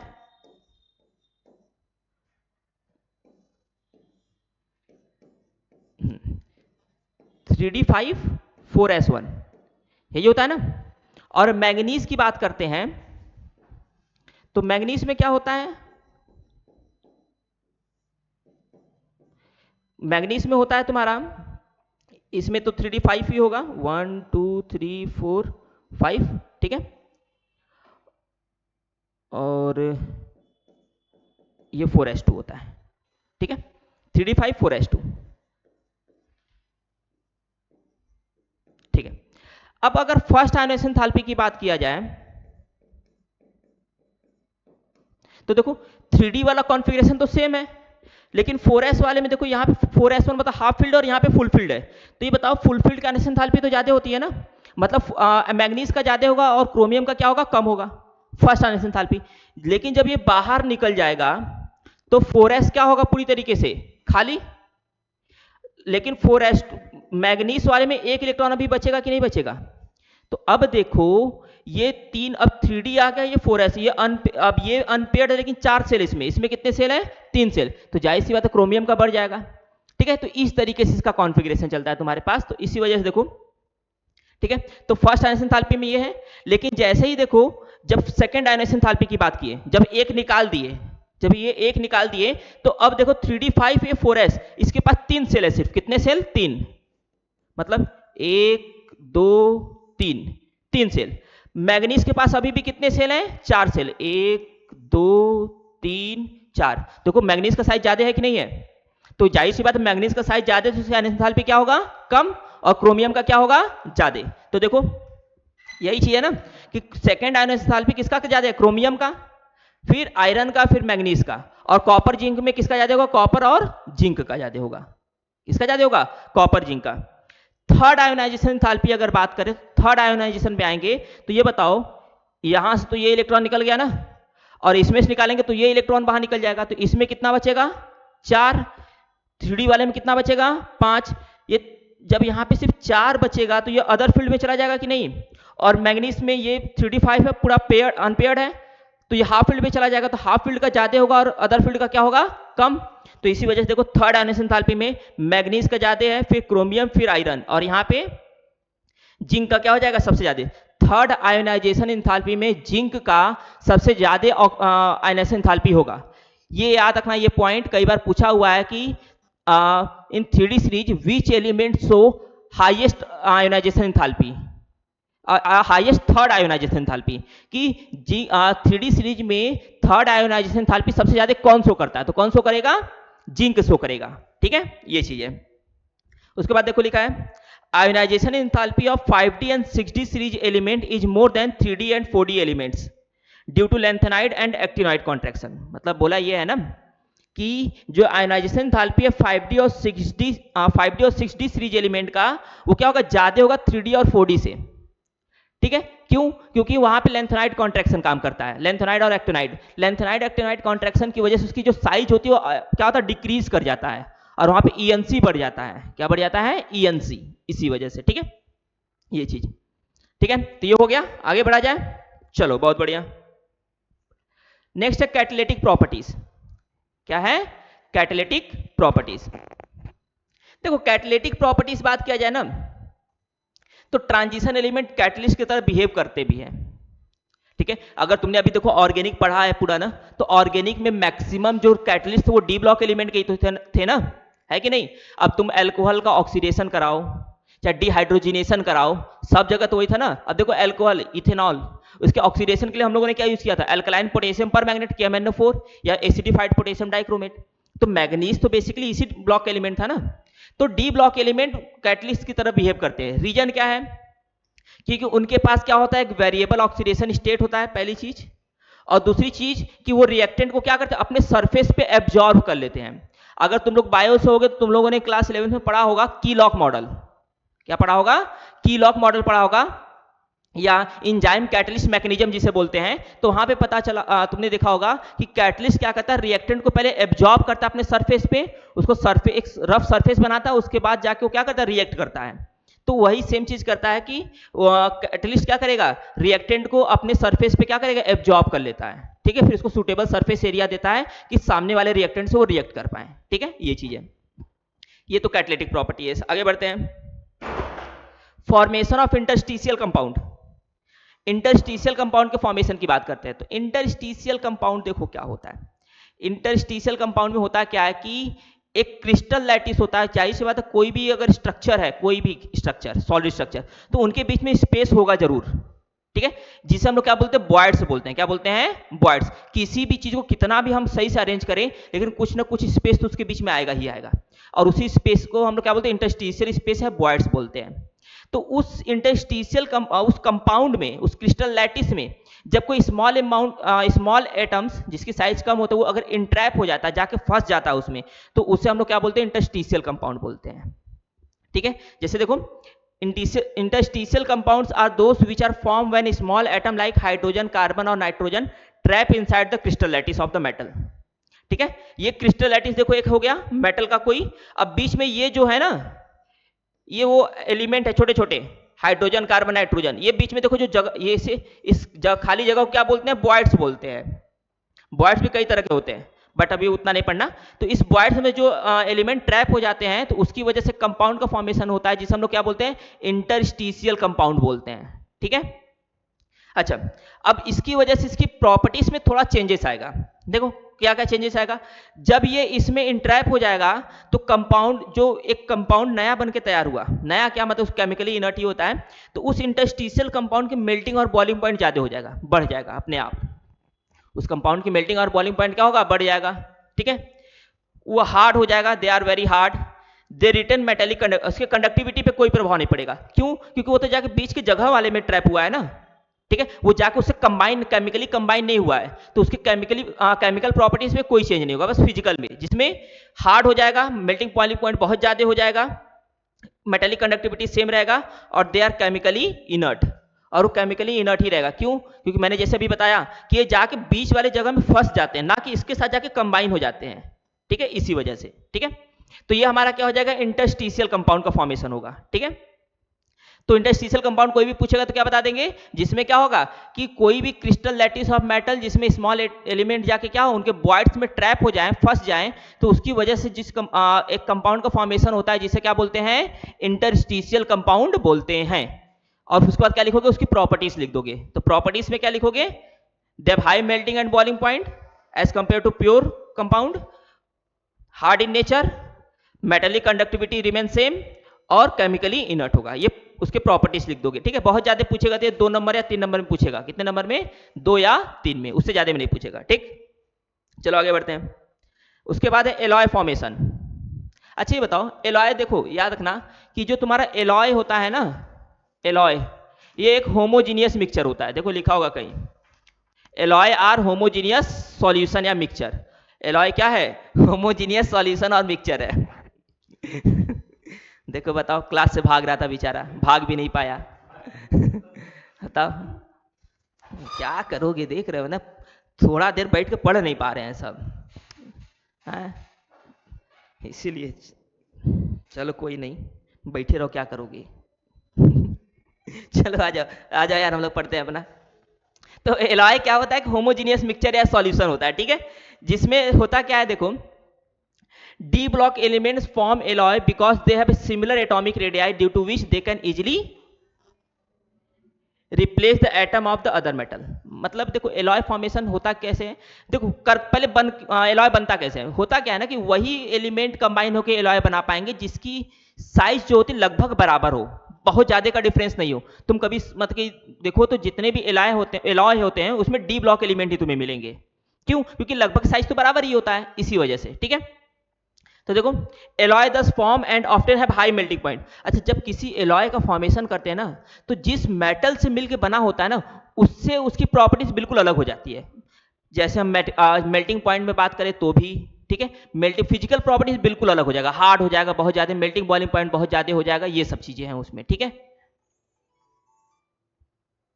ये सब चीजें। ठीक है, तो ये चीजें जैसे देखो ब्रास ब्रॉन्ज, अब देखो ये दो कॉपर जिंक क्या डी ब्लॉक एलिमेंट ही है ना, कॉपर और टिन क्या है, यही चीज है ना, डी ब्लॉक, ज्यादातर वो डी ब्लॉक एलिमेंट के साथ ही कंबाइन होते हैं। ठीक है, तो ये हमारा क्या होता है, एलॉय फॉर्मेशन। एलॉय फॉर्मेशन देखो बड़ा कम पूछता भी है, बोर्ड में तो बहुत ना के बराबर ही, हमको तो नहीं याद है कि कभी पूछा हुआ है। ठीक है, बट पढ़ लेना, क्या पता तुम लोग से पूछ दे, ऐसे तुम लोग पापी इंसान हो। देखो एक पापी इंसान बैठा हुआ है मेरे सामने, हंस देख, बताओ यार हंस रहा है, क्या होगा, क्या होगा इसका। चलो देखो आगे बढ़ते हैं। ठीक है, हाँ? देखो देखो बोल रहा है कंपार्टमेंट देगा। अच्छा इसका कहानी देखो एकदम अलग है, जान लोगे तुम लोग तो कहोगे कि चुल्लू भर पानी में डूब के मर जाते हैं हम, लेकिन मरेगा भी नहीं। चलो आ जाओ, नेक्स्ट हमारे पास प्रॉपर्टीज क्या है, मैग्नेटिक प्रॉपर्टीज। देखो मैग्नेटिक सिंपल समझ लो, दो तरह के कंपाउंड होते हैं, एक पैरामैग्नेटिक एक डायमैग्नेटिक। ठीक है, और भी होते हैं फेरोमैग्नेटिक एंटी फेरोमैग्नेटिक, बट यहाँ पे हमें पढ़ना है दो, पैरामैग्नेटिक और डायमैग्नेटिक। पैरामैग्नेटिक कब होगा, अगर डी ब्लॉक एलिमेंट के पास अनपेयर्ड इलेक्ट्रॉन है, कोई कंपाउंड जिसमें उसका ऑक्सीडेशन स्टेट निकालने के बाद अगर उसका कॉन्फ़िगरेशन करते हैं और अगर उसके पास अनपेयर्ड इलेक्ट्रॉन आता है तो वो पैरामैग्नेटिक, अगर अनपेयर्ड इलेक्ट्रॉन नहीं हुआ, सारे के सारे पेयर्ड हुए, तो क्या हो जाएगा, डायमैग्नेटिक। ना समझ लो फिर से, अगर कंपाउंड के पास अनपेयर्ड इलेक्ट्रॉन है तो पैरामैग्नेटिक, अगर पेयर्ड है तो डायमैग्नेटिक। पैरामैग्नेटिक कंपाउंड अगर हम उसको मैग्नेटिक या इलेक्ट्रिक फील्ड में रखेंगे तो अट्रैक्शन फील करेगा पैरामैग्नेटिक, और डायमैग्नेटिक क्या फील करेगा, रिपल्सन फील करेगा। ठीक है, तो देखो ये डायमैग्नेटिक सब्सटेंस आर, देखो यार स्पेलिंग मिस्टेक पहली बार कि हमको पता भी नहीं था, ये रिपेल होगा। ठीक है, रेबेल नहीं होगा। ठीक है, तो डायमैग्नेटिक सब्सटेंस क्या होगा, रिपल्सन फील करेगा कहां पे, मैग्नेटिक फील्ड में, और पैरामैग्नेटिक क्या करेगा, अट्रैक्शन फील करेगा। ठीक है, जो भी मैंने बताया। उसके बाद ज्यादातर डी ब्लॉक एलिमेंट क्या होते हैं, पैरामैग्नेटिक ही होते हैं। क्या होते हैं, पैरामैग्नेटिक। अगर चेक करना हो ना, जैसे कभी लैब में जाओ तो पोटेशियम परमैग्नेट है तुम्हारे पास ना, उस पोटेशियम परमैग्नेट के ऊपर से मैग्नेट को पास कराओ, देखो वो अट्रैक्ट हो जाएगा उसके साथ। क्यों, क्योंकि वो पैरामैग्नेटिक होता है। क्या होता है, पैरामैग्नेटिक। ठीक है, ये चीज। तो many of the D block element and their compounds are paramagnetic in nature due to the presence of unpaired electron. क्यों, क्योंकि उसके पास अनपेयर्ड इलेक्ट्रॉन होते हैं। ठीक है, इसलिए तो देखो लिखा है paramagnetic nature directly proportional to number of unpaired electron. अच्छा, अब उसकी वैल्यू कितनी होगी, मैग्नेटिक मोमेंट म्यू, तो under root N plus two, Bohr magnet, ये फॉर्मूला तुमने कोऑर्डिनेशन में भी देखा होगा। एन क्या है, नंबर ऑफ अनपेयर्ड इलेक्ट्रॉन, जितना अनपेयर्ड इलेक्ट्रॉन होगा उसको वो वैल्यू पुट करके सॉल्व कर देंगे तो हमें क्या मिल जाएगा, उसका मैग्नेटिक मोमेंट की वैल्यू मिल जाएगा। ऐसे कैलकुलेट करने के लिए बहुत रेयर केस में पूछता है, डी ब्लॉक कोऑर्डिनेशन में पूछता है, यहाँ पे नहीं पूछेगा। अच्छा, कोऑर्डिनेशन में भी सीएफटी में पूछता है, कहाँ पूछता है, सीएफटी में। जितना ज्यादा अनपेयर्ड इलेक्ट्रॉन होगा उसकी पैरामैग्नेटिक नेचर उतना ही ज्यादा होगा, मतलब उतना ही ज्यादा अट्रैक्शन फील करेगा वो मैग्नेटिक फील्ड में, ठीक है, याद रखना। चलो आगे बढ़ते हैं। Complex formation, D block element क्या होते हैं, कॉम्प्लेक्स फॉर्मेशन का टेंडेंसी शो करते हैं। अरे तुम कोऑर्डिनेशन पढ़ा होगा ना, तो कोऑर्डिनेशन में देखो डी ब्लॉक, वहां पे सेंट्रल मेटल कौन रहता है, डी ब्लॉक एलिमेंट ही रहता है ना, ठीक है। तो डी ब्लॉक एलिमेंट क्या होता है, सबसे ज्यादा कॉम्प्लेक्स फॉर्मेशन टेंडेंसी शो करते हैं। क्यों, क्योंकि उनके पास पहली चीज एक तो वैकेंट डी ऑर्बिटल होता है, क्योंकि जाहिर है जब तक वो किसी के साथ शेयर नहीं, मतलब जब तक इलेक्ट्रॉन एक्सेप्ट नहीं करेगा तब तो कंपाउंड बनाएगा कैसे, और एक्सेप्ट करने के लिए खाली जगह तो होना चाहिए ना, है कि नहीं। तो उसके पास क्या होता है, वैकेंट डी ऑर्बिटल, ठीक है, देखो लिखा होगा presence of vacant D orbital. Vacant D orbital presence होने की वजह से वो क्या करता है, लिगेंड से लोन पेयर को एक्सेप्ट कर लेता है, ठीक है। तो इसी वजह से वो कॉम्प्लेक्स फॉर्मेशन वहां पे रीजन है। और दूसरा उसका जो न्यूक्लियर ईएनसी होता है, इफेक्टिव न्यूक्लियर चार्ज, वो ज्यादा होता है, साइज कम रहेगा तो चार्ज अपने आप ज्यादा रहेगा, ठीक है, इसलिए। अच्छा देखो, कोऑर्डिनेशन कंपाउंड में देखो तो D block element lone pair को एक्सेप्ट करता है और लिगेंड्स क्या करता है, लोन पेयर को डोनेट करता है। तो याद रखना, जो मेटल होता है, जो सेंट्रल मेटल होता है, वो किसकी तरह बिहेव करता है, लिविस एसिड की तरह, और बेस लिगेंड्स किसकी तरह बिहेव करता है, लिविस बेस, क्योंकि लिविस एसिड होता क्या है, lone pair acceptor Lewis acid होता है, और लोन पेयर डोनर क्या होता है, बेस होता है, ठीक है, वो चीज। कोऑर्डिनेशन कंपाउंड है बढ़िया, अब पढ़ो ना पढ़ो वो तो अलग चीज है, ठीक है। कोऑर्डिनेशन कंपाउंड बहुत अच्छा है, देखने में भी अच्छा है, तुम लोग की तरह नहीं दम बकवास। तुम लोग को देख लो तो, जैसे देखो ये है सामने बैठा, इसको देखो तो मन करता है कूट दे पहले, बट क्या करे, पढ़ा रहे हैं, छोड़ो कोई नहीं, ज्यादा बेइज्जती करना बेकार है, पता चला जाकर कूद गया कोचिंग पे से तो बस हो जाएगा। अच्छा नहीं कूदेगा, कोटा से हो क्या हुआ है, सोचो। देखो, formation of colour ions, colour compound का d block element colour compound भी शो करते हैं। क्यों, रीजन समझ लो, अगर कंपाउंड के पास अनपेयर्ड इलेक्ट्रॉन है तो कलर कंपाउंड शो करेगा, ठीक है। अगर अनपेयर्ड इलेक्ट्रॉन नहीं है तो कलर कंपाउंड शो नहीं करेगा, ध्यान समझना। कलर, अगर अनपेयर्ड इलेक्ट्रॉन है तो कंपाउंड क्या होगा, कलर होगा, ठीक है। और अगर सारे के सारे इलेक्ट्रॉन पेयर्ड है तो क्या हो जाएगा, कलरलेस हो जाएगा, ठीक है, ये इसको याद रखना। तुम्हारा एक चीज, तुम्हारे लिए क्वेश्चन है कि KMnO4, अच्छा कोई भी कलर कंपाउंड क्यों शो करेगा, जब कंपाउंड के पास क्या होगा, अनपेयर्ड इलेक्ट्रॉन, अगर अनपेयर्ड इलेक्ट्रॉन तो क्या शो करेगा, डीडी ट्रांजिशन। तो अगर कोई तुमसे पूछ दे रहा है कि बताओ कोई कंपाउंड कलर कंपाउंड क्यों शो कर रहा है, या D block element colour compound क्यों शो करता है, तो पहला कि उसके पास अनपेयर्ड इलेक्ट्रॉन होता है, और दूसरा वो डीडी ट्रांजिशन शो करता है। क्या शो करता है, डीडी ट्रांजिशन, डीडी दीदी नहीं, ठीक है ना, देखो डीडी ट्रांजिशन, ठीक है, ये चीज। अच्छा, अब मैंने बोला तुम्हारे लिए क्वेश्चन है पोटेशियम पर मैग्नेट KMnO4, इसमें ऑक्सीडेशन स्टेट निकालेंगे तो मैग्नीज का +7 आएगा, ठीक है, कितना आएगा, +7। कॉन्फ़िगरेशन करेंगे तो आएगा 1s2 2s2 2p6 3s2 3p6 4s2 3d5, ये कॉन्फ़िगरेशन होता है। जब 7 इलेक्ट्रॉन निकालना होगा तो ये पूरा खाली हो जाएगा, तो क्या हो जाएगा 4s0 3d0, यही होगा ना। और यहां तक तो देखो पूरा फिल है, ये खाली हो गया। तो ये बताओ, इस पोटेशियम पर मैग्नेट के पास तो कोई अनपेयर्ड इलेक्ट्रॉन है ही नहीं ना, है कि नहीं, लेकिन फिर भी इसका कलर कैसा होता है, पर्पल कलर होता है कि नहीं, डार्क पर्पल, है कि नहीं। तो अब क्वेश्चन यही है कि जब मैग्नीज के पास अनपेयर्ड इलेक्ट्रॉन नहीं तो कलर कंपाउंड कैसे शो कर रहा है, सबसे बड़ी बात। अच्छा सेम इसके साथ भी है, पोटेशियम डाइक्रोमेट K2Cr2O7, क्रोमियम के पास भी एक भी अनपेयर्ड इलेक्ट्रॉन नहीं होता, क्योंकि ऑक्सीडेशन स्टेट निकालेंगे तो क्रोमियम +6 आएगा, कॉन्फ़िगरेशन करेंगे तो 4s0 आ जाएगा, 3d भी 0 आ जाएगा, उसके पास भी अनपेयर्ड इलेक्ट्रॉन है नहीं, फिर भी कलर कंपाउंड शो करता है, ऑरेंज कलर शो करता है ना, ठीक है। तो बताओ, तुम लोग को बताना ये है कि ये दोनों कंपाउंड के पास जब अनपेयर्ड इलेक्ट्रॉन है नहीं तो ये कलर कंपाउंड शो क्यों कर रहे हैं, ठीक है ना। ये तुम लोग का क्वेश्चन है, इसको कमेंट करो जल्दी, आगे बताएंगे, उसके पहले इसका आंसर बता दो क्यों ऐसा हो रहा है तुम्हारा, ठीक है ना। देखो ये बता रहा है अभी, हाँ बताओ, क्यों शो करता है? यार क्या होगा? कुछ नहीं होगा इसका, सिर्फ शादी होगा। क्या होगा? शादी होगा इसका। देखो कह भी रहा कि होगा। चलो आगे बढ़ते हैं। इलेक्ट्रोड पोटेंशियल, ठीक है। देखो इलेक्ट्रोड पोटेंशियल पढ़ा होगा तुमने इलेक्ट्रोकेमिस्ट्री में।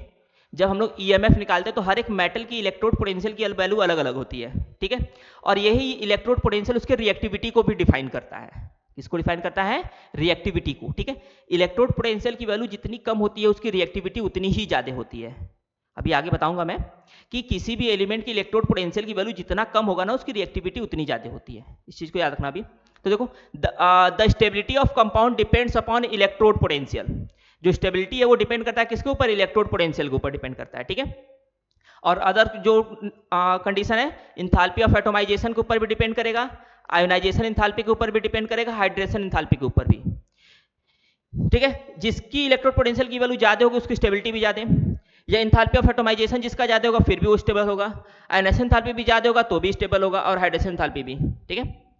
ये सब इंथाल्पी ऑफ एटोमाइजेशन पॉजिटिव में होगा, आयोनाइजेशन इंथाल्पी भी पॉजिटिव भी होगा, ठीक है। हाइड्रेशन इंथाल्पी क्या होगा? निगेटिव होगा, ठीक है। ये चीज़ है तो इलेक्ट्रोड। और देखो यहाँ पे दिखा भी होगा, हाँ देखो, अच्छा देखो लिखा है ना, केमिकल रिएक्टिविटी क्या होगा? Inversely proportional to electrode potential. Reducing power, अब जाहिर सी बात है, अच्छा जिसकी इलेक्ट्रोड पोटेंशियल की वैल्यू कम होता है उसका क्या होता है? रिडक्शन होता है। क्या होता है? रिडक्शन, ठीक है।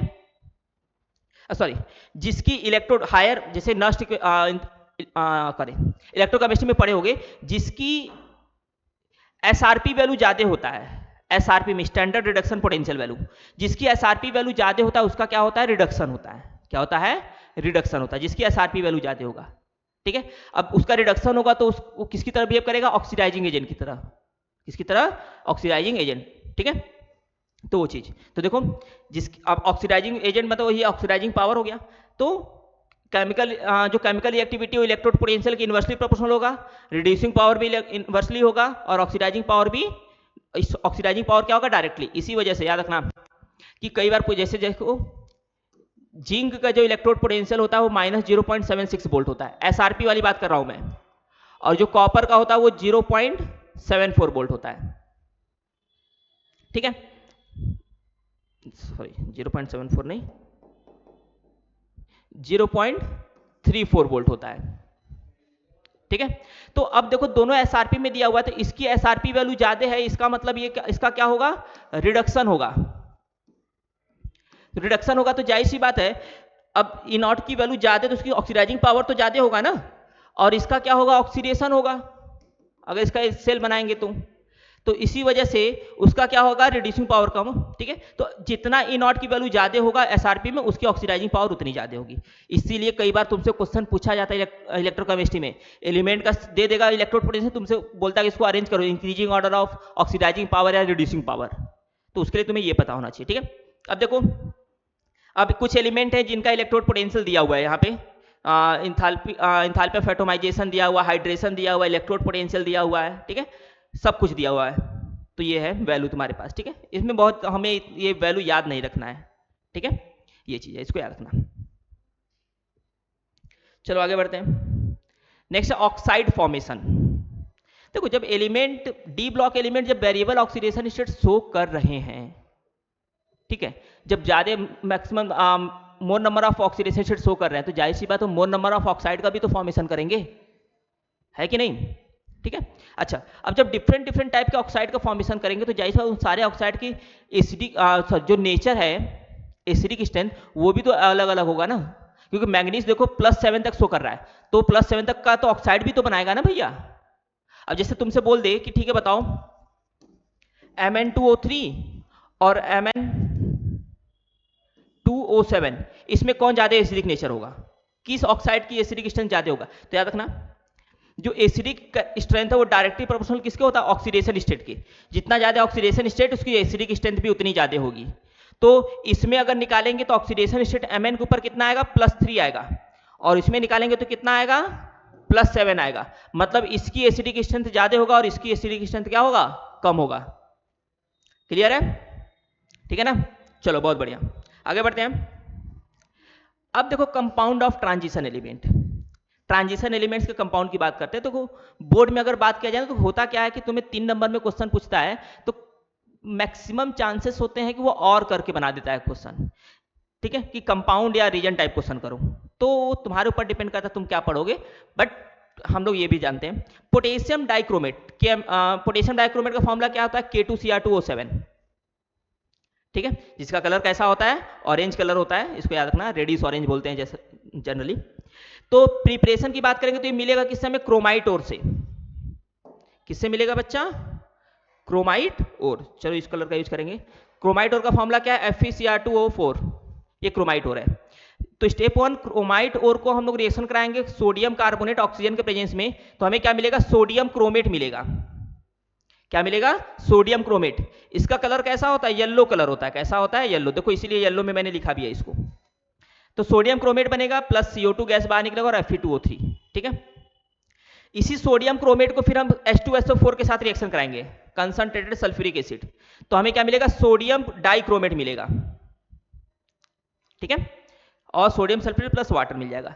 जब इसी सोडियम डाइक्रोमेट को Na2Cr2O7 को KCl से रिएक्शन कराएंगे तो double displacement reaction, change of ion हुआ है ना, तो क्या बनेगा, पोटेशियम डाइक्रोमेट बनेगा, जिसका कलर कैसा होता है, रेडिश ऑरेंज होता है। कैसा होता है, रेडिश ऑरेंज। अच्छा, इस स्टेप में होगा क्या कि हम लोग फिर NaCl को क्या करते हैं, क्रिस्टलाइज करके सेपरेट कर लेते हैं, आसानी से सेपरेट आउट हो जाएगा। देखो NaCl crystallizes out first and filter off, then K2Cr2O7 crystallized out on cooling. मतलब NaCl पहले क्रिस्टलाइज हो जाएगा, क्रिस्टल फॉर्म में कन्वर्ट हो जाएगा, फिर उसको सेपरेट कर लेंगे। उसके बाद क्या होगा कि जो पोटेशियम डाइक्रोमेट है उसको भी क्या करेंगे, जब ठंडा करेंगे तो वो भी क्या हो जाएगा, क्रिस्टलाइज हो जाएगा, क्रिस्टल के फॉर्म में कन्वर्ट हो जाएगा, प्रेसिपिटेट बन जाएगा, ठीक है। तो इस तरीके से हम क्या करेंगे, पोटेशियम डाइक्रोमेट का प्रिपरेशन करेंगे। कितने स्टेप है, 3 स्टेप। पहले क्रोमाइट ओर को किससे रिएक्शन कराएंगे, कार्बोनेट से, तो सोडियम क्रोमेट बनेगा, ठीक है, कलर कैसा होगा, येलो। फिर उसको कंसंट्रेटेड H2SO4 से कराएंगे तो सोडियम डाइक्रोमेट, फिर पोटेशियम क्लोराइड से करा देंगे तो डबल डिस्प्लेसमेंट रिएक्शन, और क्या बन जाएगा तुम्हारा, पोटेशियम डाइक्रोमेट बन जाएगा। सेपरेट कैसे होगा, उस जाहिर सी बात है, ये सॉल्यूशन में दोनों रहेंगे ना, इसी में तुम्हारा NaCl भी रहेगा और इसी में तुम्हारा K2Cr2O7 भी रहेगा। तो NaCl पहले क्रिस्टल के फॉर्म में कन्वर्ट हो जाएगा, फिर उसको फिल्टर पेपर से अलग कर लेंगे, और उसके बाद क्या करेंगे, पोटेशियम डाइक्रोमेट जब उसको कूल करेंगे, ठंडा करेंगे, तो फिर वो भी क्रिस्टल के फॉर्म में कन्वर्ट हो जाएगा, ठीक है। देखो ये लिखा है ना, ऑन कूलिंग, ठंडा करेंगे हो जाएगा, ठीक है। तो कंपाउंड ऑफ ट्रांजिशन एलिमेंट में पहला डाइक्रोमेट था, पोटेशियम डाइक्रोमेट। अब इसके प्रॉपर्टीज की बात करते हैं, फिजिकल प्रॉपर्टीज। तो फिजिकल प्रॉपर्टीज में देखो कैसा होता है, ये ऑरेंज रेड कलर में होता है, मतलब रेडिश ऑरेंज जिसे हम लोग बोलते हैं, ठीक है। तो ये ज्यादातर देखोगे तो साफ साफ पता चलता है कि ऑरेंज कलर में ये बहुत छोटा छोटा पार्टिकल्स रेड में होते हैं, ठीक है।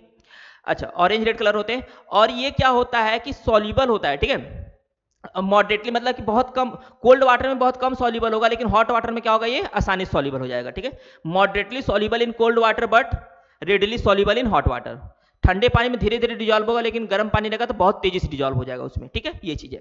उसके बाद in aqueous medium dichromate ion and chromate ion, मतलब Cr2O7-2 और क्रोमेट CrO4-2, ये दोनों क्या होंगे, एक्वस मीडियम में इक्विलिब्रियम में रहेंगे। कब, जब pH कितना होगा सॉल्यूशन का, 4 रहेगा। जब सॉल्यूशन का pH 4 रहेगा तो डाइक्रोमेट आयन जो कि ऑरेंज कलर में और क्रोमेट आयन जो कि येलो कलर में होते हैं, ये दोनों आपस में इक्विलिब्रियम में रहेंगे। MCQ क्वेश्चन पूछता है कि एट व्हाट pH, किस pH पे पोटेशियम डाइक्रोमेट आयन और क्रोमेट आयन इक्विलिब्रियम में होते हैं, तो किस pH पे होंगे, 4 पे होंगे, ठीक है। तो एट pH इक्वल टू 4 पे। अच्छा, जब pH की वैल्यू ग्रेटर देन 4 रहेगा तो सॉल्यूशन कैसा रहेगा, बेसिक। अब सॉल्यूशन बेसिक होने का मतलब पूरे सॉल्यूशन का कलर येलो रहेगा, और वहां पे क्या रहेगा बना हुआ, क्रोमेट आयन बना रहेगा, पूरा सॉल्यूशन येलो कलर का रहेगा। और येलो कलर किसका होता है, क्रोमेट आयन का होता है, तो मतलब उस समय सॉल्यूशन में क्या रहेगा, क्रोमेट आयन रहेगा तुम्हारा। अगर pH की वैल्यू क्या होगा तुम्हारा, 4 से ज्यादा होगा। अगर 4 से कम हो गया तो सॉल्यूशन पूरा एसिडिक हो जाएगा, ठीक है, पूरे सॉल्यूशन का कलर कैसा हो जाएगा, ऑरेंज कलर। और ऑरेंज कलर किसका होता है, डाइक्रोमेट आयन का, मतलब वहां पे तुम्हारा क्या बन जाएगा, डाइक्रोमेट आयन बन जाएगा, ठीक है, ये चीज है। फिर एक्शन ऑफ हीट, मतलब कि जब हम पोटेशियम डाइक्रोमेट को हीट करेंगे तो क्या मिलेगा, तो याद रखना, जब पोटेशियम डाइक्रोमेट को हीट करेंगे तो क्रोमेट मिलेगा, पोटेशियम क्रोमेट। फिर क्रोमियम ट्राइऑक्साइड और ऑक्सीजन क्या हो जाएगा, बाहर निकल जाएगा, ठीक है, ये चीज है। तो ये फिजिकल प्रॉपर्टीज में। अच्छा, इसके बाद क्या है, क्रोमिल क्लोराइड टेस्ट। क्या है, chromyl chloride test.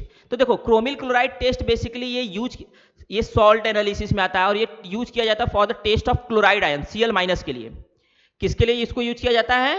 Cl minus ion को आइडेंटिफाई करने के लिए कि उस सॉल्यूशन जो है, जो भी जिस सॉल्ट का सॉल्यूशन बनाया उसमें Cl माइनस आयन है या नहीं है। तो देखो इसमें होता क्या है कि हम लोग पोटेशियम डाइक्रोमेट को रिएक्ट कराते हैं कोई भी क्लोराइड का सॉल्ट हो और उसमें क्या ऐड करते हैं? H2SO4, concentrated H2SO4, conc H2SO4 use करते हैं। ठीक है, तो जैसे हम इसमें पोटेशियम डाइक्रोमेट और H2SO4 कंसंट्रेटेड मिलाएंगे, जो भी सॉल्ट रहेगा हमारे पास क्लोरीन का, तो हमें क्या मिलेगा? क्रोमिल क्लोराइड मिलेगा, CrO2Cl2। क्या मिलेगा? CrO2Cl2, जिसका कलर कैसा होगा? रेडिश ब्राउन होगा, रेडिश ब्राउन वेपर बाहर निकलने लगेगा। ठीक है, जैसी रेडिश ब्राउन वेपर बाहर निकला, इसका मतलब वहां पे क्या है? क्लोराइड आयन तुम्हारा है। अच्छा, क्लोराइड आयन नाइट्रेट, अगर नाइट्रेट होता है ना, तो वहां पे भी रेडिश ब्राउन गैस ही, मतलब बेसिकली वहां पे ब्राउन गैस निकलता है।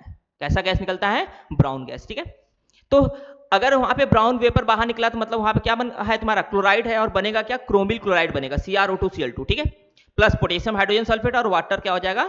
एलिमिनेट। ठीक है, ऑक्सीडाइजिंग प्रॉपर्टी देखो, क्रोमियम का मैक्सिमम ऑक्सीडेशन स्टेट कितना होता है? +6 होता है, और पोटेशियम डाइक्रोमेट वो +6 के फॉर्म में रहता भी है। अगर निकालोगे K2Cr2O7, तो यहां पे निकालोगे तो ऑक्सीडेशन स्टेट कितना आएगा? +6 आएगा। कितना आएगा?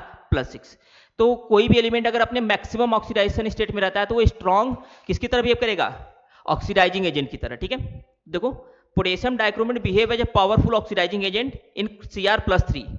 ठीक है, और जब किसी भी स्ट्रॉन्ग ऑक्सीडाइजिंग एजेंट है, अगर वो अपने मैक्सिमम ऑक्सीडेशन स्टेट में है, तो वो हमेशा जब भी वो रिड्यूस होगा तो हमेशा +6 से किस में जाएगा? +3 में ही जाएगा। जैसे वो +2 भी शो करता है, +3 भी शो करता है, +4 भी करता है, +5 भी करता है, +6 भी करता है, लेकिन वो सब में से किस में जाएगा? +6 से +3 में ही हमेशा जाएगा, और किसी में नहीं जाएगा।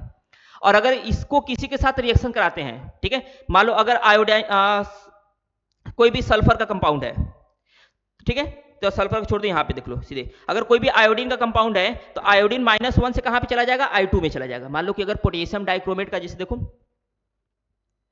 अच्छा यहाँ पे है नहीं, अगर पोटेशियम डाइक्रोमेट का रिएक्शन अगर हम लोग करा देते हैं Ki से, ठीक है, तो वो पोटेशियम डाइक्रोमेट किस में कन्वर्ट होगा? Cr+3 में, और आयोडीन किस में कन्वर्ट हो जाएगा? I2 में कन्वर्ट हो जाएगा। किसमें? I2 में। अगर सल्फाइड आयन है तो SO3 - 2 को SO4 में कन्वर्ट कर देगा, SO2 को H2SO4 में कन्वर्ट कर देगा। हाइड्रोजन हैलाइड अगर HX लिखो, या इसको इस तरीके से लिख सकते हो कि अगर X माइनस है तो इसको X2, मतलब देखो यही वाला केस है कि नहीं, क्योंकि हाइड्रोजन तो आयोडीन हाइड्रोजन में ही आता है ना।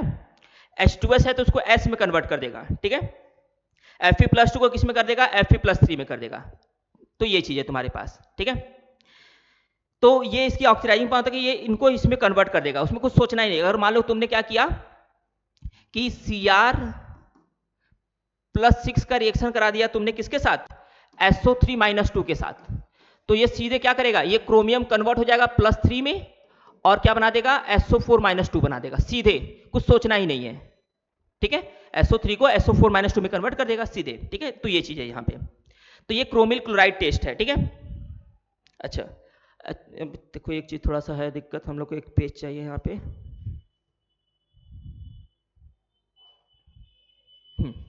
हम बात करते हैं structure of chromyl chloride. Chromate ion और डाइक्रोमेट आयन है ना, स्ट्रक्चर की बात करते हैं। देखो स्ट्रक्चर की बात करते हैं तो पहले बात करेंगे CrO4 - 2, और एक हमारे पास क्या है? Cr2O7 - 2। ये हमारा क्रोमेट आयन है, क्रोमेट आयन, और ये क्या है हमारा? Dichromate ion. ठीक है, देखो क्रोमेट आयन की स्ट्रक्चर की बात किया जाए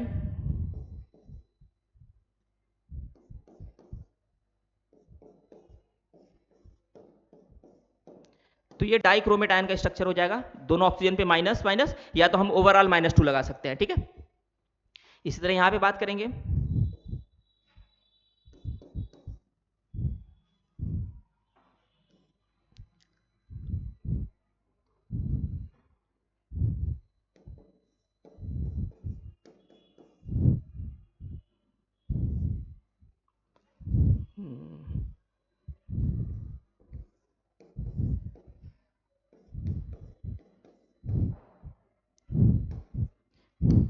ये किसका बन जाएगा, डाइक्रोमेट आयन का क्या बन जाएगा, स्ट्रक्चर बन जाएगा। ठीक है, तो इस तरीके से हम क्या बना लेंगे, स्ट्रक्चर बना लेंगे किसका, क्रोमेट आयन और डाइक्रोमेट आयन का। ठीक है, तुम चाहो तो यहां पे जो माइनस लगा है ना, ये दो जगह माइनस, इसको तुम ओवरऑल पे माइनस लगा सकते हो, ओवरऑल पे -2 हो जाएगा। ठीक है, तो ये स्ट्रक्चर हो जाएगा क्रोमेट और डाइक्रोमेट आयन का। इसका कलर कैसा होता है, येलो, और उसका कलर कैसा होता है, ऑरेंज कलर होता है। ठीक है, ये चीज है। चलो आगे बढ़ते हैं। नेक्स्ट हमारे पास है पोटेशियम परमैंगनेट, KMnO4। ठीक है, अभी देखो पीछे क्वेश्चन पूछा था ना कि बताओ पोटेशियम परमैंगनेट और पोटेशियम डाइक्रोमेट के पास अनपेयर्ड इलेक्ट्रॉन नहीं है, फिर भी वो कलर कंपाउंड शो कर रहे हैं, ऐसा क्यों? अभी तो तुम लोग बताए नहीं हो, जल्दी बताओ। देखो कि MnO4 का प्रिपरेशन कैसे करेंगे, MnO4 से जब हम लोग बेसिक मीडियम में उसको रिएक्शन कराएंगे, ठीक है, किसी भी अल्कलाइन मीडियम से, तो ये क्या देगा, पोटेशियम मैंगनेट देगा, जिसका कलर कैसा होगा, डार्क ग्रीन इन कलर। मतलब देखो मैंगनीज ऑक्साइड को, इसको रिएक्शन कराएं अल्कलाइन मीडियम से ऑक्सीजन के प्रेजेंस में, तो हमें क्या मिला, K2MnO4, जिसको हम लोग क्या बोलते हैं, पोटेशियम मैंगनेट बोलते हैं, जिसका कलर कैसा होगा, ग्रीन कलर होगा। इसका कलर कैसा होगा, ग्रीन कलर। ठीक है, फिर उसी पोटेशियम मैंगनेट को हम क्या करेंगे, डिसप्रपोर्शनेशन रिएक्शन शो कराएंगे HCl से, मतलब एसिडिक मीडियम में कराएंगे, तो ये किस में कन्वर्ट हो जाएगा, KMnO4 में कन्वर्ट हो जाएगा। ये दो स्टेप में है, दो स्टेप में लिखना है। और इसका कलर कैसा होता है, डार्क पर्पल कलर होता है। कैसा होता है, डार्क पर्पल कलर होता है। ठीक है, ये चीज। आगे बढ़ते हैं, प्रॉपर्टीज में देखो तो वही लिखा है, KMnO4 कैसा होता है, डार्क पर्पल कलर, और क्रिस्टलाइन होता है, और सॉल्युबल किस में होता है, वार्म वाटर में। कोल्ड वाटर में ये भी पार्सली सॉल्युबल होगा, लेकिन वार्म वाटर में क्या होगा, बहुत तेजी सॉल्युबल हो जाएगा। पार्सली मतलब वहां पे कोल्ड वाटर में धीरे धीरे होगा, यहाँ पे बहुत तेजी से हो जाएगा। ठीक है, हीट, जब इसको हीट करेंगे तो क्या देगा, पोटेशियम मैंगनेट देगा, जिसका कलर कैसा था, ग्रीन। जैसे वहां पे क्या दे रहा था, पोटेशियम क्रोमेट दे रहा था, डाइक्रोमेट को जब हीट कर रहे थे। ठीक है, एसिडिक मीडियम में, एसिडिक मीडियम में तुम्हारा क्या होगा, जो मैंगनेट तुम्हारा पोटेशियम पर मैंगनेट था, वो MnSO4 में कन्वर्ट हो जाएगा।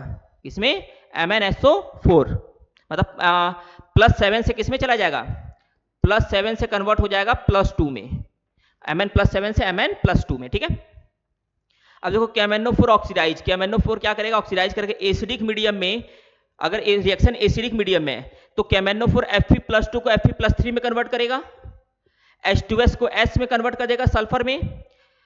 ठीक है, ऑक्जिलेट को किस में करेगा, CO2 और H2O में कर देगा। ठीक है, या कार्बोनिक जिसे बोलते हैं, SO2 को H2SO4 में कन्वर्ट करेगा, I- को I2 में कर देगा। ठीक है, यहां पे देखो तुम्हारे पास ऑक्सीजन है तो उसको O2 में कन्वर्ट कर देगा। बेसिक मीडियम में H2S को S में करेगा, मैग्नीज सल्फेट को MnO2 में कर देगा, सोडियम ट्राइसल्फाइड को क्या करेगा, Na2SO4 सोडियम सल्फेट में कन्वर्ट कर देगा। ठीक है, सोडियम सल्फाइड सोडियम सल्फेट में। तो ये तुम्हें ये जरूरत पड़ेगा कहाँ पे, ये तुम्हें जरूरत पड़ेगा रिडॉक्स रिएक्शन में। वहां पे स्टेटमेंट बोलता है कि ठीक है बताओ, इतना मोल पोटेशियम परमैंगनेट, इतने मोल मान लो बोल दिया कि सोडियम सल्फाइड से रिएक्शन किया, तो इस रिएक्शन को बैलेंस करो। तो उसमें हमें पता चलना चाहिए कि कौन किस में कन्वर्ट होगा ना, तो मैग्नीज +2 में चला जाएगा, और सोडियम सल्फाइड किस में चला जाएगा, डाइसल्फाइड सोडियम सल्फेट में चला जाएगा। ठीक है, तो ये हमें पता होना चाहिए किस में कन्वर्ट हो रहा है। ठीक है, तो ये चीज है। उसके बाद है स्ट्रक्चर, तो स्ट्रक्चर भी दो पढ़ेंगे हम लोग। एक पढ़ेंगे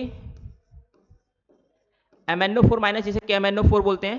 ठीक है, और एक पढ़ेंगे MnO4-2 का, एक MnO4-2, एक मतलब पोटेशियम पर मैग्नेट और एक पोटेशियम मैग्नेट।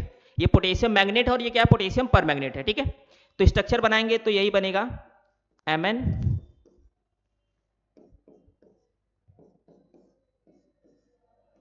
ऑक्सीजन के ऊपर माइनस हो जाएगा,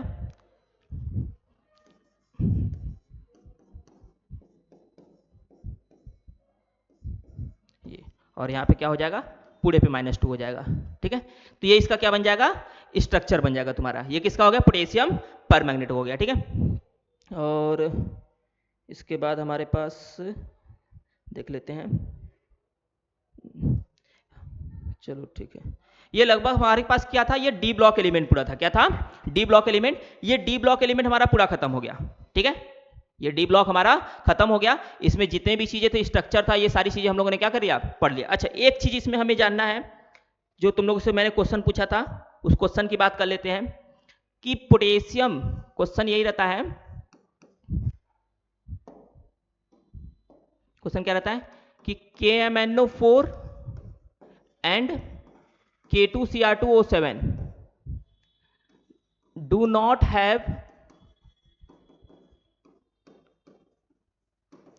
unpaired electron but it show color. It show color. ठीक है, कि कैमेनोफोर और पोटेशियम डाइक्रोमेट के पास अनपेयर्ड इलेक्ट्रॉन तो नहीं होते, फिर भी वो कलर कंपाउंड क्यों शो करता है? तो सुनो, देखो मैं एक मतलब एक के लिए मैं लिख दे रहा हूं, उसके और सबके लिए समझ लेना, मैं लिख दे रहा हूं।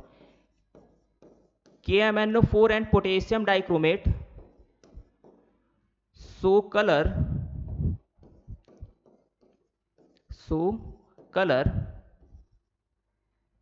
while having no unpaired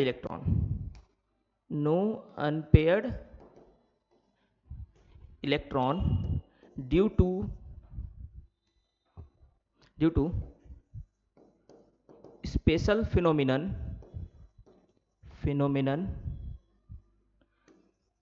called as CTS।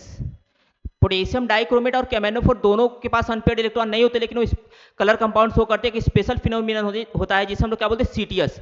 CTS क्या होता है? Charge transfer spectrum. Charge transfer spectrum इसको बोलते हैं, या सीटीई भी बोल सकते हैं, चार्ज ट्रांसफर इलेक्ट्रॉन, ठीक है, या electron transfer spectrum, sorry, CTS या फिर ईटीएस, इलेक्ट्रॉन ट्रांसफर स्पेक्ट्रम भी बोल सकते हैं, ठीक है। उसकी वजह से शो करता है। इसमें होता क्या है कि देखो KMnO4 जो इसमें क्या होता है, ये Mn+ KMnO4 में Mn+7 में होता है, ठीक है, और इसमें ऑक्सीजन जो वाटर में ऑक्सीजन होता है वो -2 में होता है, ठीक है। तो Mn+7 के पास तो अनपेयर्ड इलेक्ट्रॉन है ही नहीं, तो होता क्या है कि ऑक्सीजन अपना एक इलेक्ट्रॉन किसको दे देता है? Mn+7 को दे देता है। तो वो एक इलेक्ट्रॉन ये Mn+7 गेन करके क्या बनता है? Mn+6 बनता है, और ऑक्सीजन जो -2 था वो क्या बन जाता है? -1 बनता है। तो देखो Mn+6 की बात करें, +7 की बात करें, तो Mn+7 के कॉन्फ़िगरेशन में 4s0 3d0 था, लेकिन अब +6 में अगर बात करेंगे तो Mn+6 में 4s तो 0 रहता है, लेकिन 3d क्या हो जाता है? 1 हो जाता है कि नहीं? तो 3d 1 होने की वजह से देखो एक अनपेयर्ड इलेक्ट्रॉन तो आ ही गया ना भैया, है कि नहीं? और एक अनपेयर्ड इलेक्ट्रॉन आने की वजह से क्या शो करने लगा? कलर कंपाउंड शो करने लगा। तो इसमें क्या करता है कि ऑक्सीजन क्या करेगा? अपना एक इलेक्ट्रॉन ट्रांसफर किसके पास करता है? Mn+7 के पास, जिसकी वजह से वो Mn+6 में कन्वर्ट होता है, और उसके पास एक अनपेयर्ड इलेक्ट्रॉन आ जाता है, जिसकी वजह से वो कलर कंपाउंड शो करता है, ठीक है। अच्छा, सेम चीज देखो किसके साथ होगा? पोटेशियम डाइक्रोमेट क्रोमियम +6 में होता है, ऑक्सीजन -2, तो ऑक्सीजन अपना एक इलेक्ट्रॉन किसको देगा? क्रोमियम को देगा। तो जब ये गेन करेगा तो क्रोमियम +6 से कहां चला जाएगा? +5 में, और ऑक्सीजन -2 से कहां चला जाएगा? -1 में। तो जब क्रोमियम का +6 का कॉन्फ़िगरेशन करते हैं तो क्या होता है? 4s0 3d0 होता है, ठीक है। लेकिन जब हम क्रोमियम +5 का करेंगे तो 4s0 3d कितना हो जाएगा? 1 हो जाएगा। देखो उसके पास भी अनपेयर्ड इलेक्ट्रॉन आ गया। तो इसी वजह से सीटीएस चार्ज ट्रांसफर स्पेक्ट्रम की वजह से ही पोटेशियम परमैंगनेट और पोटेशियम डाइक्रोमेट दोनों कलर कंपाउंड शो करते हैं, ठीक है। तो कोई पूछेगा किसकी वजह से, तो किसकी वजह से? सीटीएस या फिर क्या बोल सकते हैं? ETS, electron transfer spectrum. इन दोनों की वजह से ही ये कंपाउंड क्या करते हैं? कलर कंपाउंड शो करते हैं। समझ में आया? ठीक है। तो ये सारी चीजें, तो इन सब की वजह से ये कंपाउंड क्या करता है? कलर कंपाउंड शो करता है, ठीक है। ठीक है, तो ये चैप्टर हमारा डी ब्लॉक खत्म हो गया। अब एफ ब्लॉक आएगा, तो उसकी बाद में हम लोग देखा जाएगा उसको बाद में, क्या मतलब अपलोड वो भी होगा। तो ये चीजें था, समझ में आ गया अच्छे से? कोई दिक्कत? पक्का? चलो बहुत बढ़िया। तो आज का सेवा समाप्त किया जाए, ठीक है। अच्छे से नोट्स बना लीजिएगा और पढ़ाई करिएगा, ठीक है ना। ये नहीं कि पढ़ाई से मजाक, ऐसे भी बोर्ड का देखो समय आ ही गया भैया, देखो, ठीक है। बोर्ड का देखो साफ साफ मैं बता रहा हूँ कि बोर्ड बहुत इंपॉर्टेंट है। और पढ़ना यार, देखो तुम लोग पढ़ते भी तो नहीं सही से। देखो बोर्ड के लिए करना क्या है, पहले मैं बता दे रहा हूँ, बोर्ड को पढ़ो सही से। पहले तो एक तो मैंने पढ़ने का आदत बना लो पहले कि कम से कम 12 घंटा 13 घंटा बैठो भैया। आप नहीं बैठोगे तो कब बैठोगे, है कि नहीं? 12 घंटा 13 घंटा बैठोगे तभी तो आप कर पाओगे ना। अब तुम सोच रहे हो कि अरे 1 घंटा 2 घंटा पर तो नहीं होने वाला, साल भर तो पढ़े नहीं, लास्ट टाइम कम से कम पढ़ोगे, तुम्हें कुछ चीजें तो पता रहे कि लिख सको जाके वहां पे, ठीक है ना? तो पढ़ो। अच्छा देखो केमिस्ट्री की मैं बात करूँ तो केमिस्ट्री में देखो तुम्हें करना क्या है। देखो केमिस्ट्री फिजिकल है, इनऑर्गेनिक है, ऑर्गेनिक। पहली चीज कि केमिस्ट्री में तुम लोग का जो रिटर्न जो रिप्रेजेंटेशन वो सही होना चाहिए। अब पता चला तुम्हें आ रहा है लेकिन तुम आन का तान लिखोगे तो वो तो हो चुका है कि नहीं। तो इसी वजह से एक चीज समझो कि लिखना बहुत बढ़िया है, अच्छे से है, ठीक है ना। तो इस सबको लिखने का, तो ये सब कैसे लिखना है, क्या कैसे करना है, वो सारी चीजें हम लोग क्या करेंगे, उस पर डिस्कस करेंगे। इधर ही बीच वो अपलोड होगा लेकिन इस पर डिस्कस हम लोग किया जाएगा, ठीक है, ताकि तुम लोग रिप्रेजेंट सही से कर पाओ, ठीक है।